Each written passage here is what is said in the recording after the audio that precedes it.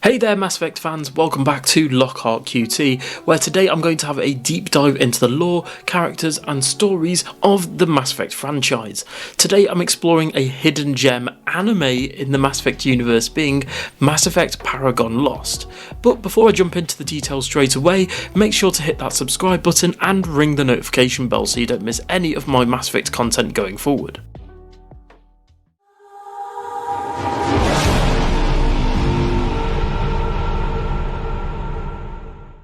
Mass Effect Paragon Lost is an animated feature film released in 2012 set in the Mass Effect universe.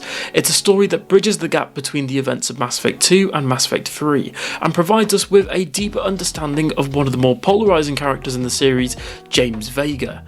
Vega, who made his debut in Mass Effect 3, quickly became a polarising character in the series. He's basically like Marmite. Some people love him, some people hate him.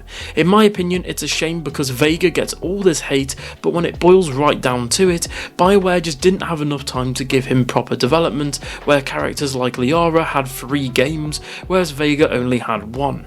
Vega is a charismatic and dedicated Alliance Marine, and Paragon Lost delves into his early adventures and experiences, which are actually directly referenced in Mass Effect 3.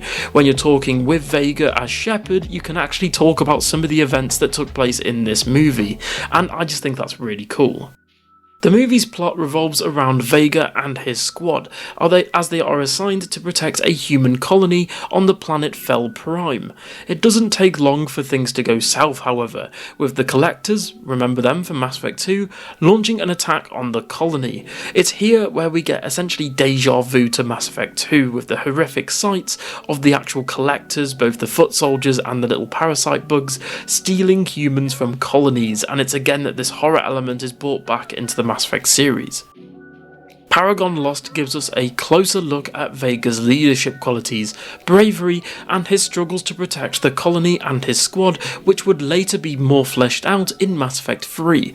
It also introduces us to several interesting new characters, including the quirky tech-savvy April, who adds a nice touch of humour and depth to the overall story. One of the highlights of Paragon Lost as an anime is the character development of James Vega. We see him evolve from a hot-headed and impulsive soldier into the more mature and dependable squad leader we meet at the start of Mass Effect 3. Paragon Lost explores his sense of responsibility, the weight of his decisions, and his determination to save as many lives as possible, even if that means making personal sacrifices. Beyond this though, character-driven narrative overall drives the film. Paragon Lost also provides some insights into the wider Mass Effect lore and overall storyline that we see from 1 to 3. It delves into the mysterious Collectors, the Reapers, and their overall motives on why they're actually essentially pinching humans, also setting the stage for them all appearing in Mass Effect 3, and it also does cover some of the events that we hear about in Mass Effect 1 and 2. These subtle connections that make Paragon Lost a must-watch for any Mass Effect fan looking for a deeper understanding of the universe, and potentially if you're just curious like me, I'd really recommend just checking this one out. It's essentially a hidden gem in the Mass Effect franchise, offering both character-driven storytelling and important lore connections for Mass Effect 1, 2 and 3.